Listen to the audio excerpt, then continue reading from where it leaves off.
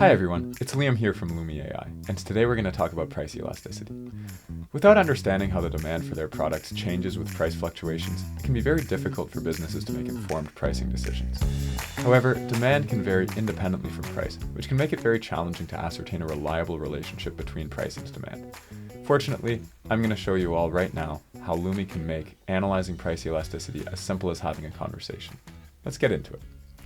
So, I start with a simple prompt here, just looking for items with a strong relationship between price and demand, and we can see that Lumi gives me exactly what I've asked for, right? It gives me a list of items and the strength of their price-demand correlation.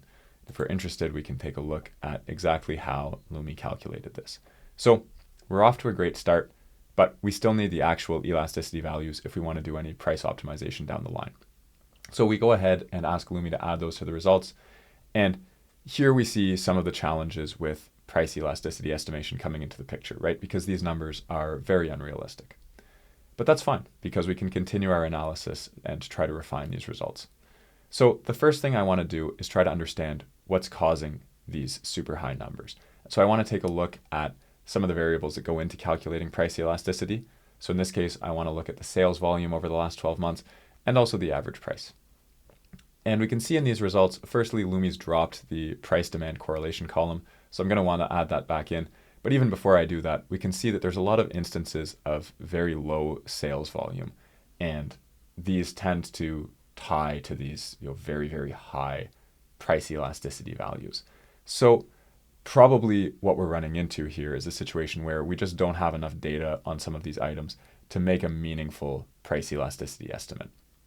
So first, I'm going to grab that correlation column back into the results, and we can see that even when we're looking at correlation strength as well, we still have some very high price elasticity values tied to very low sales volume.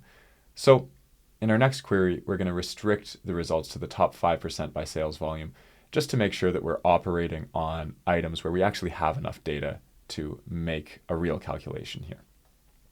And when we take a look through these results, they generally look better, but there's still some quite unrealistic numbers tied to medium sales volume. So it may be that we just need even more data to make an informed calculation. And then the other piece here is we're seeing these $0 average prices crop up.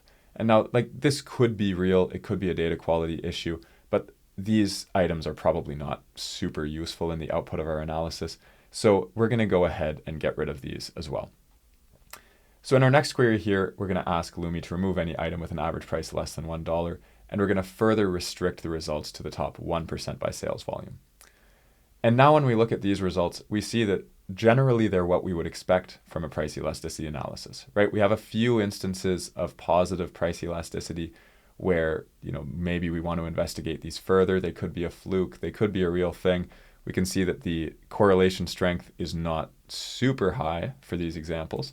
But then if we flip this around to take a look at the situations where we have a strong negative correlation between price and demand, we can see that generally speaking, we'd expect to lose single-digit percentages in demand in response to a 1% increase in price, which is roughly what you would expect for price elasticity. So here we've seen how Lumi can make analyzing price elasticity much, much quicker and easier by allowing users to dynamically adapt to the nuances that they uncover in their data along the way. So that's all for now, but thanks for tuning in and stay tuned for more.